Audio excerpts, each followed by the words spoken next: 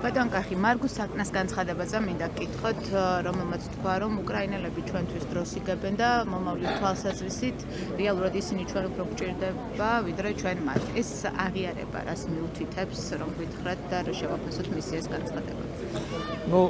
ზოგადად ის რაზეც საუბრობთ ჩვენ ამდენი წლის განმავლობაში, ხო? რა ვიცი, ძალიან ბევრჯერ მოვისმინეთ, თუნდაც პირდაპირი განცხადებები იმასთან დაკავშირებით, რომ უკრაინა ომობს და საქართველო უნდა შეგვეხიდოს, გაიხსნას მეორე ფრონტი ქვეყანაში. მე მესმის, რომ ყველას აქვს თავისი ინტერესი. ყველა გამოდის თავისი ინტერესიდან გამომდინარე, მაგრამ ყველაზე მთავარი და მნიშვნელოვანი არის საკუთარი სამშობლო, არის საკუთარი ქვეყანა, საკუთარი ხალხი. დღეს რომ ჩვენ ხელისუფლებაში ვართ, ქართული ოცნება, დემოკრატიული საქართველო, ეს ქართველი ხალხის დამსახურებაა. ეს არის ქართველი ხალხის არჩევანი.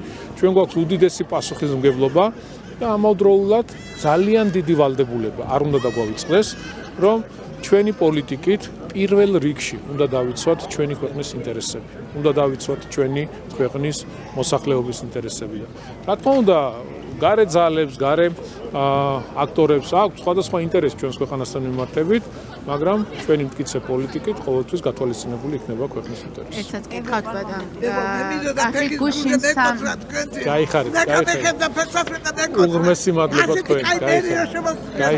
გაიხარეთ. წარმატებები თქვენ და ყველაფერი საუკეთესო. გაიხარეთ. ბატონ კახი, გუშინ სამიძე ევროკავშირის წევრი ქვეყნების საგარეო საქმეთა მინისტრებმა ზოგიერთ მათგანმა მოკლედ გამოთქვა მზაობა რუსეთთან დიალოგის. ჩვენ გვახსოვს, რომ საქართველოს პრაგმატული პოლიტიკის გამო აკრიტიკებდნენ, რომ შევაფასოთ, რატომ შეიცვალა მათი რიტორიკა ახლა და რა ზემოწყალობს ეს ყველაფერი. იცით რა არის?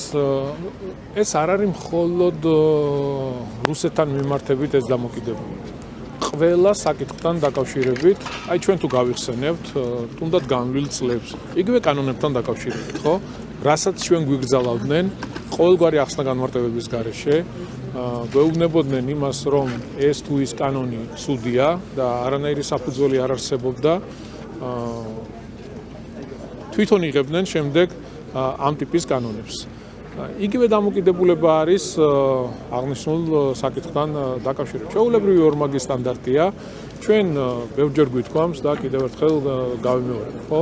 მიუხედავად იმისა, რომ უამრავი შეურაცხყოფა, უამრავი, რა ვიცი, შემოტევები, რომელიც დღესაც გრძელდება, სიცრუე საქართველოს ხელისუფლებასთან დაკავშირებით, ჩვენ ქვეყანასთან მიმართებით, რა ვიცი, არასამართლიანი დამოკიდებულება, ყველაფერ ამის მიუხედავად, შანტაჟის მიუხედავად, ჩვენ ვალდებულები ვართ დავიცვათ ჩვენი ქვეყნის ინტერესები.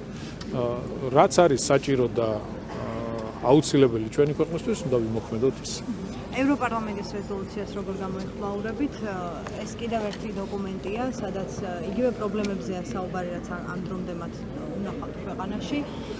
ითხოვენ დასანქცირებას ბიძინა ივანიშვილის ქართული ოცნების რამდენჯერ უნდა დავასანქციროთ ეს ადამიანი და რამდენჯერ უნდა დაგვასანქციროთ? ევროკავშირისგან ითხოვენ წარმოუდგენელია, ერთ და იგივე იტკეპნება, რა ვიცი, უკვე რამდენი წელია და გავიგეთ უკვე, ხო, სანქციები, ეს არაფრის თქვენი რეზოლუციები გავიგეთ ეს ყველაფერი. მე რა ხდება? არაფრის მთქმელია თქვენი აზრით? რა თქმა უნდა, არაფრის მთქმელია იმ თვალსაზრისითაც, რომ არანაირი არგუმენტი არ არსებობს, არანაირი შინაარსი არ არსებობს კონკრეტულ საკითხებთან დაკავშირებით. არის მხოლოდ და მხოლოდ არასამართლიანი დამოკიდებულება, ძალის დემონსტრირება, მუქარა, შანტაჟი, ეს არის სამწუხარო რეალობა. თუმცა ევროპული ბიუროკრატია ისეთ მძიმე მდგომარეობაშია, მე დარწმუნებული ვარ, ბევრი რამე შეიძლება.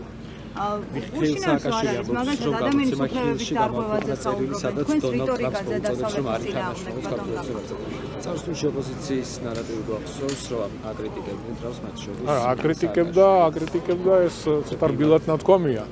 რა ვიცი, არსებობს ამის მასალები, არქივი შეგიძლიათ ამოიღოთ. აკრიტიკებდა კი პირდაპირ შეურაცხყოფაზე გადადიოდნენ, არა მხოლოდ სააკაშვილი, მისი გუნდის წევრები, ეს რადიკალური დაჯგუფება, ვინც არის დღეს ქვეყანაში წარმოდგენილი, ნახეთ, თუნდაც სოციმედიაში რა სტატუსებს წერდნენ, რა განცხადებებს აკეთებდნენ ტრამპთან დაკავშირებით, არჩევნებთან დაკავშირებით და ასე შემდეგ.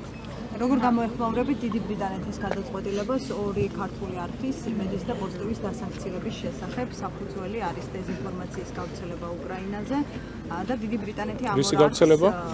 დეзинფორმაციის გავრცელება. დეзинფორმაცია რა იყო? აბა შეგიძლიათ მითხრათ ერთი დეзинფორმაცია, რომელიც აღნიშნულმა ტელეკომპანიებმა გაავრცელეს. დიდი ბრიტანეთი მიიჩნევს, რომ ეს ორი არხი არაფერს არ ნიშნავს ეს ჩემთვის დიდი ბრიტანეთი რას მიიჩნევს და რას არა. კიდევ ერთხელ მეორე, უნდა გამოვიდეთ იმ მდგომარეობიდან, რომ აი წლების წინ მახსოვს, როდესაც უცხოელი ბიუროკრატი რამეს ითხოვდა საქართველოსთან დაკავშირებით, რაც არ უნდა სისულელე ეთქვა, ეს იყო სრული ჭეშმარიტება. ეს დამოკიდებულება იყო და ეს აბსოლუტურად სხვა ვითარებაა. ქვეყანაშიც, ქვეყნის შიგნითაც, სოფლიოშიც, ხედავთ რა პროცესები მიდის, ასე რომ ხა წარმოუდგენელი არანაირი სამართლებრივი საფუძველი არ არსებობს. აი თქვენ დაგისვით შეკითხვა და ვერ გამეცით პასუხი, ხო?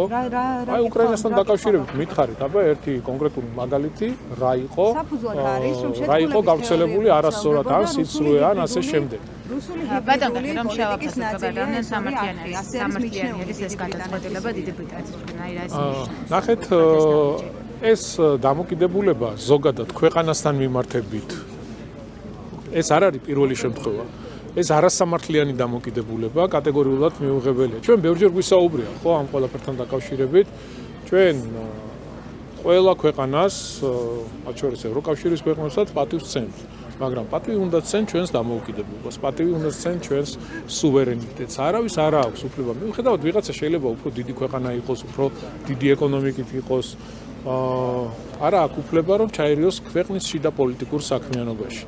ის დამოკიდებულება ხა რაც გაჟღერდა ხო იმედთან დაკავშირებით და მეორე პოზიტივთან დაკავშირებით ხო რა თქმა უნდა ეს არის არასამართლიანი დამოკიდებულება რომ ჩავიდეთ და ვიკითხოთ ხო აი ძირეულად რა არის აბა პრობლემა რატო აღნიშნული ტელევიზიები არ არსებობს პასუხი არ არსებობს არგუმენტები შესაბამისად შესახებ შეთქმულების თეორიები რომ რა შეთქმულების თეორია უკრაინას რა შეთქმულების თეორიები რადგანაც მოусმინე განცხადებებს და ნახეთ რა პროცესები მიდის რა შეთქმულების თეორიებს ეძებდა ეს ორი არხი პირდაპირ საუბრობენ ყველაფერზე რაც სამწუხაროდ დღეს ხდება უკრაინაში რაც ხდება მსოფლიოში როგორ წარიმართა ეს პროცესები და ასე შემდეგ რა შეთქმულების თეორიებს ეძებდა დიდი ბრიტანეთის სახელმწიფო დეპარტამენტში აცხადებენ რომ აღარ დააფინანსებენ საერთაშორისო ორგანიზაციებს რომლებიც ეწინააღმდეგებიან ამერიკის ინტერესს და ვის დასანქცირებენ იმ საერთაშორისო ორგანიზაციებს რომლებიც ეწინააღმდეგებიან ამერიკის შეერთებული შტატების ინტერესს და ძირს უთხრენ ქვეყნის სუვერენიტეტს. აუ არ ვიცი არ ვიცი ერთ ფიქრობ რომ დიდი ბრიტანეთის ეს გადაწყვეტილება შეიძლება გაგრძელდეს არ წახვიდეთ სანქციების დაწესებას. ერთი კითხავს აცხადებს პარლამენტის თავმჯდომარე, რომელიც გარეთ უორდის განცხადება არის ეს და ის რომ შევაფასოთ სანქციების დაწესება ჩვენ რო დაუწესოთ სანქციები. ნუ ამასთან დაკავშირებით ვიცით ჩვენი პოზიცია, ჩვენი დამოკიდებულება რომ ჩვენ არ გადავდგავთ ისეთ ნაბიჯს, რომელიც დამაზიანებელი იქნება ჩვენი ქვეყნისთვის და ჩვენი ხალხისთვის. ახლა რატო უნდა გადავდგათ ისეთი ნაბიჯი, რომელიც რავი დააზიანებს პირობითად ქართულ ეკონომიკას, დააზიანებს მშრომელ ადამიანს. ადამიანები, ვინც 24 საათიან რეჟიმში ქმნის რაღაცას, აკეთებს რაღაცას, ქმნის პროდუქციას. რატო უნდა დავაზიანოთ ეგ ადამიანები? ამიტომ ჩვენ ყოველთვის გავატარებთ ისეთ პოლიტიკას, სადაც პირველ რიგში დაცული იქნება ჩვენი ხალხის და ქვეყნის ინტერესები. და ასევე კითხავთ უკრაინის ომზე 4 წელია მიმდინარეობს და რატომ ვერ სრულდება ეს რომ გითხრათ და თუ აქვს რა მოლოდინი გაქვთ როგორ დასრულდება ეს ყველაფერი? ხო, ნუ ომი ზოგადად ომი არის ძალიან დიდი უბედურება, ის უკრაინაში რაც ხდება არის სამწუხარო რეალობა, უამრავი გარდაცვლილი ადამიანი, როგორც მშვიდობიანი მოსახლეობა, ასევე მებრძოლები დანგრეული, განადგურებული ქალაქები, სოფლები, გაუბედურებული ინფრასტრუქტურა. ჩვენ კარგად ვიცით, ქართველებმა რას ნიშნავს ომი. არაერთხელ გამოგვიცდია ომის სიმწარე და დღესაც ვერ მოგიშუშებია ის ტკივილები და ჭრილობები, რაც 2008 წლის ომმა მოგვიტანა. შესაბამისად, ძალიან მძიმეა და გულდასაწყობია, რაც უკრაინაში ხდება, მინდა მშვიდობა უსურვო უკრაინას ხალხს. დიდ ბრიტანეთს ეკითხავთ თუ შეიძლება ეს გადაწყვეტილება შეიძლება თუ არა იყოს განმაპირობებელი, რომ შემდგომ პოლიტიკური პირები დაასანქციონ საქართველოში, აქცენტი მაქვს ქართულ ოცნებაზე. რაც უნდათ ისქნოდათ. ჩვენ კიდევ ერთხელ ვიმეორებ, ვიცავთ ჩვენი ქვეყნის ინტერესს, ნახეთ, ჩვენ ვიცავთ ჩვენი ქვეყნის ინტერესს, ის პოლიტიკა, რომელსაც ქართული ოცნება, დემოკრატიული საქართველო ახორციელებს, ბევრჯერ თქვი და მარტივად გეტყვით, მიმართულია იმისკენ, რომ ყოველთვის გათვალისწინებული და დაცული იყოს ჩვენი სამშობლოს, ჩვენი ქვეყნის და ქართული ხალხის ინტერესები. რუსულ არხებთან ერთად ქართული არხები რომ